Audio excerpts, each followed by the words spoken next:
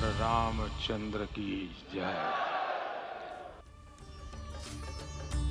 Hello everyone and welcome to this special episode. I'm Avan Dabash. The 500-year wait has come to an end as the Lord Ram idol was unveiled at the Ram Mandir in Ayodhya during the Pran Pratishtha ceremony. During a special 84-second auspicious Mahurat, the blindfold was removed from the Lord Ram idol's face. The Prime Minister Narendra Modi, along with the RSS chief Mohan Bhagwat, as well as the UP Chief Minister Yogi Adityanath, offered their prayers to the newly unveiled idol.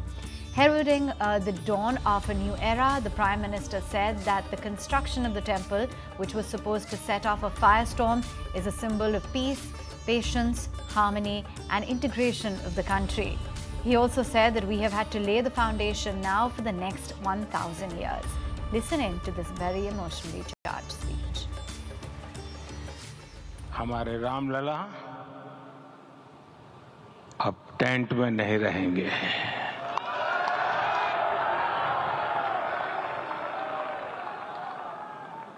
हमारे रामलला अब इस दिव्य मंदिर में रहेंगे.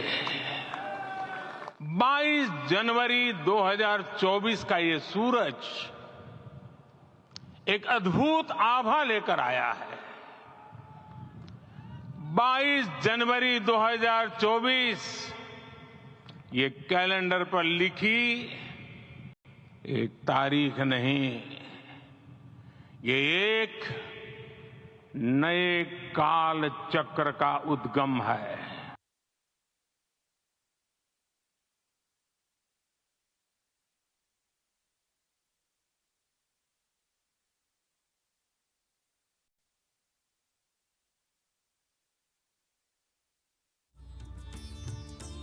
बाईस जनवरी 2024 का ये सूरज एक अद्भुत आभा लेकर आया है. 22 जनवरी 2024 ये कैलेंडर पर लिखी एक तारीख नहीं, ये एक नए काल चक्र का उद्गम है.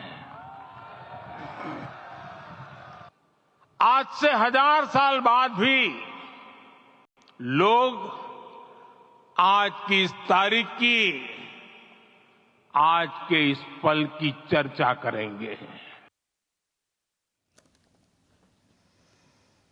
All right, and in fact, this is certainly a divine moment for India. Let's take this conversation forward as well and find out how a lot of corporates as well are capitalizing on this moment and what it means for the domestic tourism in the country as a whole. Joining in right now is Ritesh Agarwal. He's the founder and group CEO at Oyo Rooms.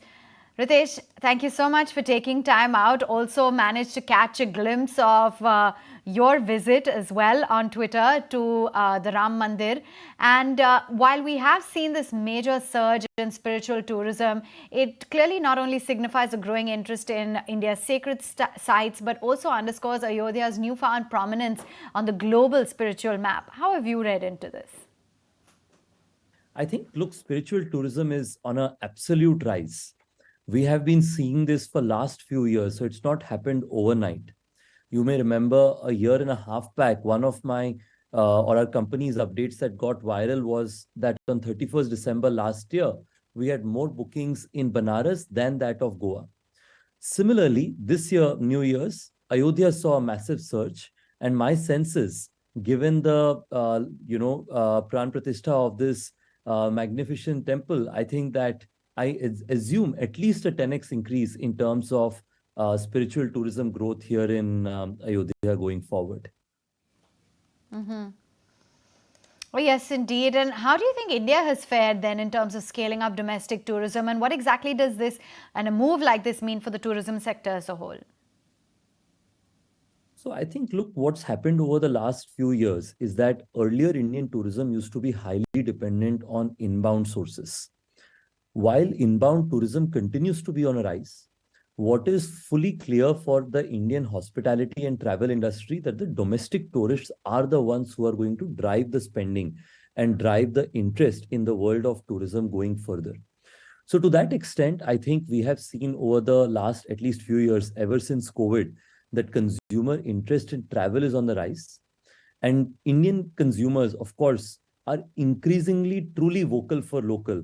And it ranges from, of course, consumers' interest to travel for leisure within the country, but also try and use India as a destination for a lot of other opportunities, such as destination weddings and various other sources of travel. So my sense is domestic travel visitors will be on the rise, and it will be further complemented by the infrastructure spending. Given roads are getting easier, road trips are becoming more and more. With airport and the airport traffic numbers that recently came by, I'm sure you've been tracking, which are at their absolute best, that has driven some further upside for us. So, how is Oyo then, Ritesh, looking at capitalizing on this opportunity? Give us a sense in terms of the kind of demand you foresee, occupancy growth. How many properties have you opened in Ayodhya? Absolutely. Look, I think we have seen some incredible stats across matrix in not just Ayodhya, but the national spiritual tourism context. I think we have already opened 65 properties in Ayodhya, and we intend to open probably, a couple of hundred more over the next couple of years. So I think we are rapidly investing to grow our infrastructure in Ayodhya, but also nationally in almost all the key religious destinations. I think the consumer queries are up in like multiples, which are incredible. On the New Year's, which was 21 days behind us, I think the jump in searches for Ayodhya was 80%. Now, I think the latest, what I'm seeing for the last couple of days is almost close to 8 to 10x. So I think we are seeing a rapid growth. But, part of this is also because Ayodhya is becoming a newfound destination, which is becoming very popular. And I think this year, I was on a flight, I was the flight coming from Puri. Went to Bhubaneswar, took a flight to Kolkata, and then came to Lucknow. Literally in every flight, whoever I was sitting next to had plans to come out to Ayodhya probably in a week, in a month, in 2 months. So I think I hope that all of them end up staying at hotels in Ayodhya, including that of ours. Oh, yes, indeed. The Ayodhya fever has gripped the country. And, really, the Prime Minister has called to explore more of India. Do you think that this can really be a turning point for inward tourism in particular? Yeah, absolutely. I think I will break this into two parts. The first one is, I think to discover India, I believe that it will lead to not just domestic tourism, but it is not a hidden thing that there is a large diaspora of Indians around the world who can also promote and inspire their friends in different countries around the world to also come and explore India. So we are seeing rapid trends of growth in every key destination. Of course, Lakshadweep was one of the examples which came to vogue earlier. But I think just generally we are seeing that Indians want to try and explore India a lot more.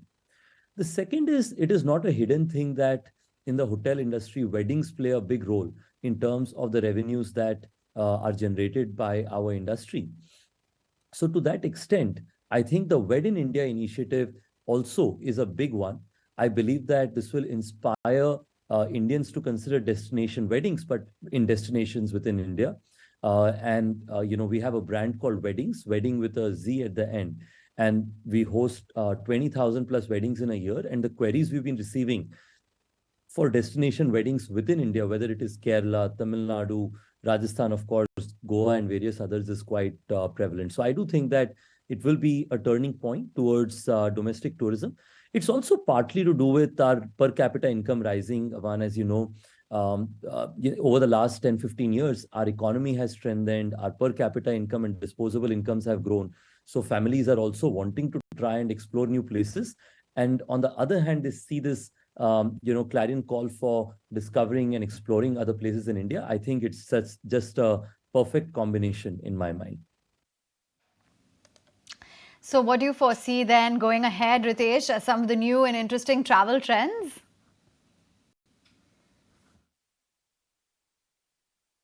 Look, I think there are probably three big ones. The first one is, like we're discussing today about spiritual tourism.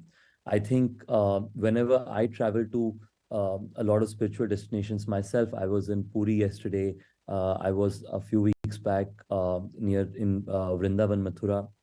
When I meet our hotel teams, one of the things they often tell me is that the average age profile of the customers who are visiting for religious destinations is actually dropping, which means that young people are wanting to try and go to spiritual destinations because it's a unique thing where we are able to combine faith with sort of just a sense of peace, and hence we see that there is a lot of travel demand surge in the spiritual destinations, and it also, of course, is timely given the consecration of Ramlalaji's temple in Ayodhya.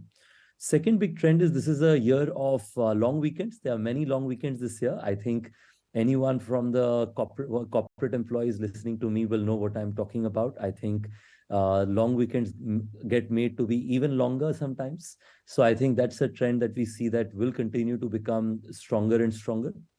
And the third one, and this is something that I believe is probably one of the most exciting trends, is new locations will start getting explored. So instead of people going to Shimla, they are asking, can we go to Naldera, which is a small town, which is a drive away from there. So I think we're increasingly seeing consumers wanting to explore not just the main core tourist spot, but places around which are new and upcoming destinations, which I think is great for the economies of these other, smaller towns nearby as well. All right. Thank you so much, Ritesh, for taking time out and joining in. Good to have you on board. And as the inauguration of the Ayodhya Sri Rama temple has sparked widespread chanting of Rama's name in Bengaluru, and for that song dedicated to Rama titled Rama Bandao Gethe, that was released. In fact, let's take a look at this story. In a recent